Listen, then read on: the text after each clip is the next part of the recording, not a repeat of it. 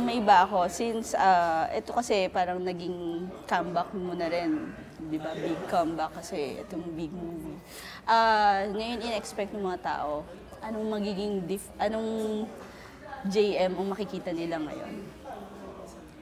Siguro, masasabi ko po na I'm at my best. Yan. Ngayon. And syempre, inspired.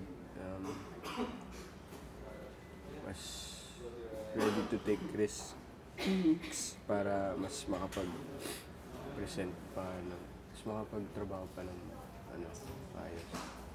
May mga big improvements ba from your old self ngayong, Siguro, like what? maturity din. Paano i-take yung mga bagay, problema, mga circumstances. Mas utak na pinapagano, hindi may emosyon. Bata ako. Emo talaga. Oo, parang gustong-gusto ko yun eh. Dati, Gustong-gusto ko yung I'm in pain. savor boy, no? Ikaw din naman, di ba? Dati, di ba? Sarap-sarap Oo, ganyan din dati. So, nalagpasan mo na yung moment na yun. So, nakakaano lang yun. Nakaka-drug lang. So, anong lessons na natutunan from your old self? Patience. Simple lang yun. Perseverance.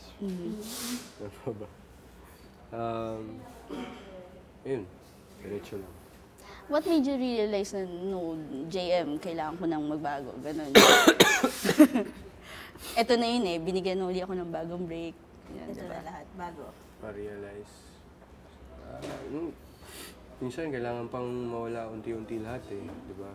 Including yung trust, yung opportunities, bago pa magising. So, umabot pa ako doon. Okay. Nakawala yung mga pinaghirapan ko, ganyan. Kahit hindi naman sobra, pero pinaghirapan pa rin yun. So, ayun. Parang bigla akong papayag na. During that time ba, sorry nagtanong na ako kasi, during that time, naisip mo ba na, yun nga, makakabalik ka pa or different career na yung tatahakin mo? Actually, wala na. Parang sa loob ko, wala na ito.